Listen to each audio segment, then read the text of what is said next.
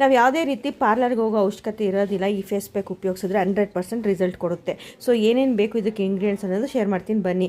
ಒಂದು ಬೌಲ್ ತೊಗೊಂಡಿದ್ದೀನಿ, ಇದಕ್ಕೆ 1 ಸ್ಪೂನ್ ಆಗುವಂಥ ಕಡಲೆ ಹಿಟ್ಟು ತೊಗೊಂಡಿದ್ದೀನಿ, ಮತ್ತು ಅರಿಶಿನ ಹಾಕ್ಕೊತಾ ಇದ್ದೀನಿ ಒಂದು ಸ್ವಲ್ಪ, ಮತ್ತು ಕೊಬ್ಬರಿ ಎಣ್ಣೆ ಹಾಕ್ಕೊತಾ ಇದ್ದೀನಿ, ಮತ್ತು ಹಾಲು ಹಾಕ್ಕೊತಾ ಇದ್ದೀನಿ.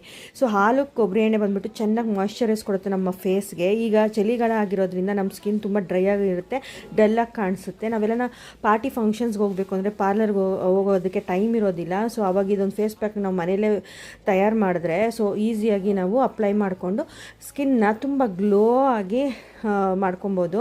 ಸೊ ಇದು 100% ರಿಸಲ್ಟ್ ಕೊಡುತ್ತೆ. ಸೊ ಇದನ್ನು ಅಪ್ಲೈ ಮಾಡಾದ್ಮೇಲೆ ನಮ್ಮ ಸ್ಕಿನ್ ಎಲ್ಲ ಫುಲ್ ಟೈಟಾಗಿ ಆಗುತ್ತೆ.